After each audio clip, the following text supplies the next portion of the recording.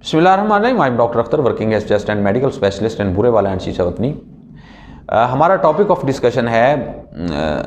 मुंह की कड़वाहट, मैदे की जलन, इसकी क्या वजूहात हैं, क्या इलाज है, इस पर मैं बात कर रहा हूँ। और ये इस सिलसिले की 5वीं वीडियो है जिसमें मैं बात करूँगा। बहुत सारे लोग कंप्लेंट करते हैं कि जब हम खाना खाते हैं तो वो जिस तरह करके गले में फंस जाता है। कुछ लोग कहते हैं, कुछ कहते हैं कि हमारी जो जब वहाँ से तो क्रॉस कर जाता है, जिस तरह सीने के बिल्कुल पीछे जिस तरह फंस जाता है, बार बार ये इनकी कंप्लेंट होती है यूजली। तो इसमें मैं बात करूँगा कि ये क्यों होता है और उसकी क्या वजूहात हो सकती हैं।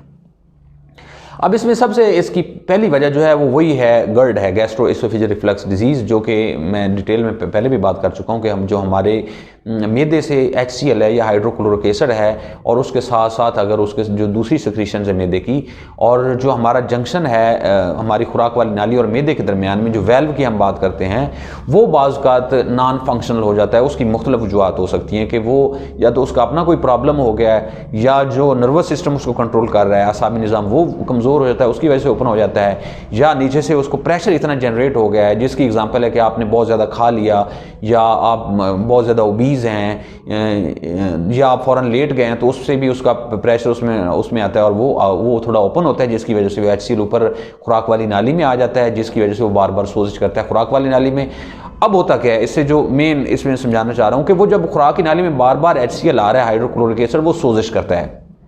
सोजिश की बात मैं पहले वीडियो में बता चुका हूँ, दोबारा रिपीट कर देता हूँ। सोजिश इस तरह करके है जिस तरह किसी को शायद की मक्खी काट जाए, तो जिस तरह आपके हाथ के ऊपर वो एक रेडनेस आती है, उसके ऊपर सिक्रीशंस होना शुरू हो जाती हैं, और एक लिमिट के बाद क्या होता है, बुखार आपको उसके साथ शुरू हो जाता है। अब जब ये सोजिश बार बार होती रहती है तो ये फाइब्रोसिस का अमल शुरू हो जाता है। फाइब्रोसिस का मतलब है कि बार बार सोजिश होने की वजह से एक स्कार सा बन जाता है। जिस तरह अगर किसी को बार बार सोजिश होती है, फॉर एग्जांपल अगर एग्जांपल में समझाया जाए, किसी को अगर कोई चीज़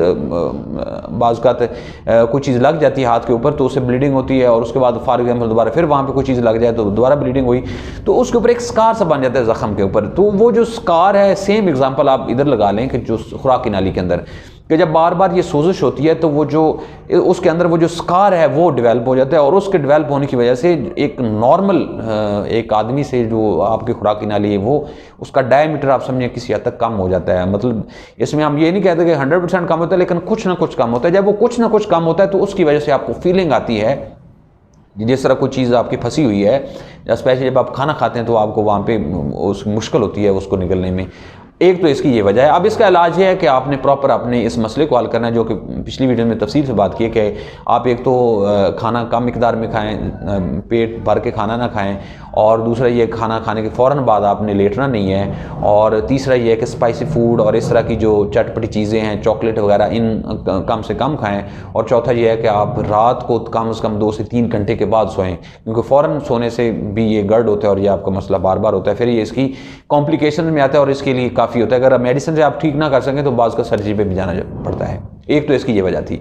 दूसरी वजह ये थी, ये जो फंस जाता है इसमें बाज़ का तो होता है कि सोजिश हो जाती है, जो लोग हमारे इनहेलर्स यूज़ करते हैं, स्पेशली एज़मा वाले। अब इसमें होता ही है कि जो एज़मा वाले पेशेंट है, अगर वो इनहेलर सही तरीके से इस्तेमाल नहीं कर रहा, अब इसका भी एक ख़ास टेक्निक है जो कि अलहदा वीडियो में तफसील से बात की है, वो आपने देख लेना है, inhaler technique by doctor Akhtar, नीचे आ जाएगी इसमें यूट्यूब पे। तो अगर आपकी टेक्निक ठीक नहीं तो क्या होता है कि फंगल इन्फेक्शन होता है, उसको हम कहते हैं कैंडिडियासिस। अगर कोई सर्च करना चाहता है तो वो कर सकता है, कैंडिडियासिस।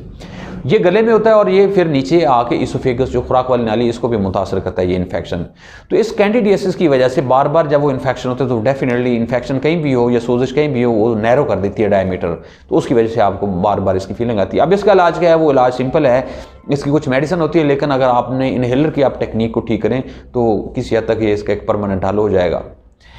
चौथी वजह ये हो सकती है कि इसके अंदर अगर आपके खुदा न खासा ट्यूमर है किसी के, उसके अंदर भी हो सकता है, जो इसोफेगस है, खुराक वाली नाली, या सराउंडिंग में यानी छाती में हो सकता है, लंग्स में हो सकता है, कोई ट्यूमर हो गया है।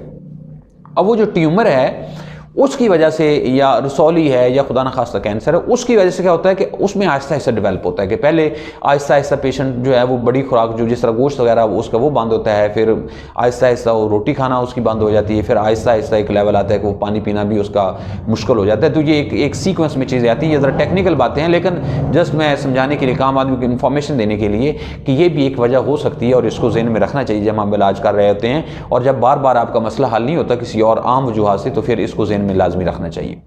आखिर में अगर मैं ब्रीफली बात करूं कि ये जो कहते हैं कि जब मैं खाना खाता हूं तो गले में फंस जाता है या नीचे खुराक वाली नाली में सीने के बिल्कुल पीछे फंस जाता है, तो इसकी वजूहत में हम बात कर रहे हैं। उसमें एक तो यही हो सकता है गर्ड है जो गैस्ट्रोएसोफेजियल रिफ्लक्स डिजीज़ है, जो तेज़ाबियत ऊपर आती है मैदे की, वो कर सकती है। दूसरा इसके अंदर कैंडिडियासिस जो इन्फेक्शन की मैं बात की है, जो इनहेलर्स प्रॉपर यूज़ नहीं करते लोग, उनकी वजह से हो सकता है। तीसरा ये है कि खुदा न खासा किसी को सराउंडिंग में ट्यूमर हो जाए, इसका अपना हो जाए इसोफेगस का या चेस्ट का हो जाए, तो वो भी इसके अंदर ब्लॉकेज करता है और उसकी वजह से प्रॉब्लम होते हैं। तो आपने नीचे कमेंट्स में ये बताना है कि आपने या किसी फैमिली फ्रेंड्स में किसी ने इस तरह का प्रॉब्लम फेस किया है, और इसके अलावा और कोई क्वेश्चन है तो मोस्ट वेलकम आप नीचे लिखें, मैं कोशिश करूँगा कि आपको रिप्लाई करूँ। अल्लाह ताला आपको और आपके घर वालों का आमीन नसर। अल्लाह हाफिज़।